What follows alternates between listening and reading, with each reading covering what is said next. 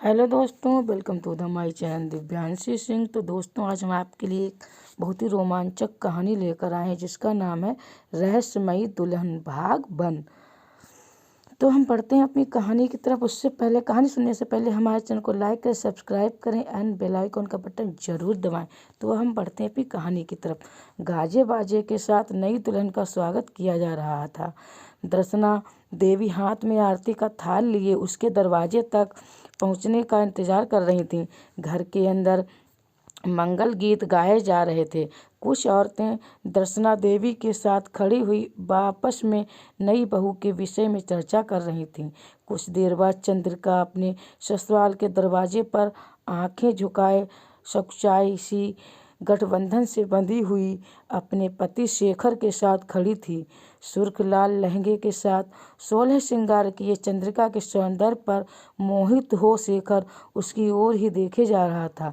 ये देखकर दर्शना देवी की प्रसन्नता का कोई पार न था। सर्वप्रथम उन्होंने नवविवाहित दंपति की आरती उतारी और फिर उसके बाद गृह प्रवेश की विधि पूरी करने के लिए चावलों भरा चांदी का कलश चंद्रिका के आगे रख दिया। चावल के कलश को अपने दाहिने पैर से अंदर की ओर गिराने के बाद चंद्रिका शेखर के साथ घर के अंदर एक कदम रखती है।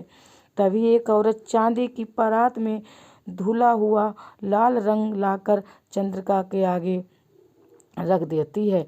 उस परात के आगे एक सफ़ेद रंग की चादर चौड़ी कपड़े की पट्टी बिछा दी जाती है।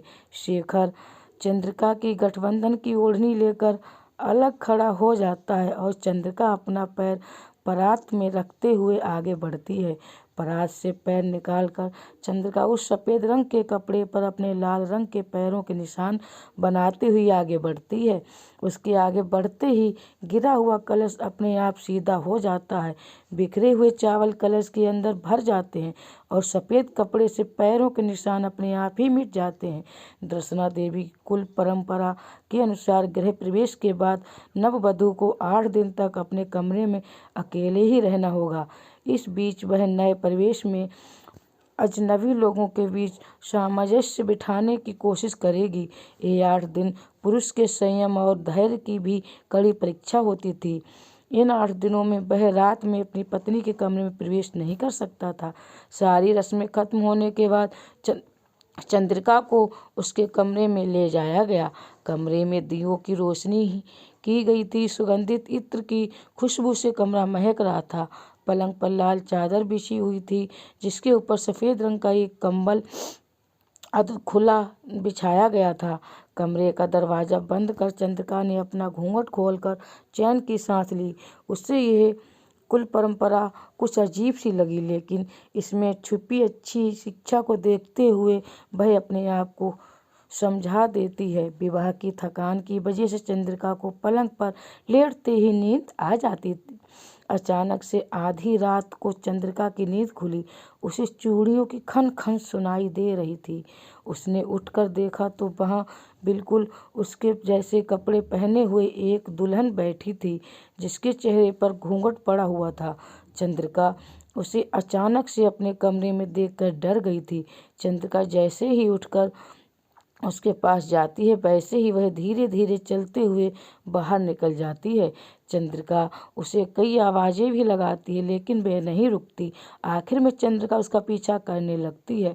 उस दुल्हन का पीछा करते हुए जब चंद्रिका अपने कमरे से बाहर भागती है तो वो देखती है कि वह एक महलनुमा हवेली की सबसे ऊपरी मंजिल पर खड़ी है।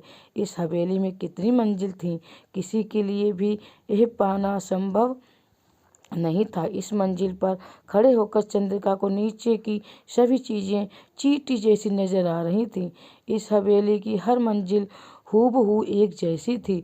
पूरी हवेली लाल रंग के पत्थरों से बनी हुई थी। इस वर्गाकार हवेली की हर मंजिल पर 40 कमरे थे। हर एक तरफ 10 कमरे बने हुए थे। हर 10 कमरों के बाद एक घुमावदार सीढ़ी थी। चारों दीवारों और उनसे लगे पत्थरों के स्तंभों पर एक जैसी नक्काशी और चित्रकारी करी गई थी। बीच में एक बड़ा सा आंगन था। चंद्रिका यह देखकर सब कुछ देखकर हैरान हुई थी, लेकिन उसे ये सब कुछ जानना पहचाना सा लगा था। तो दोस्तों, ये हमारा था पार्ट 1।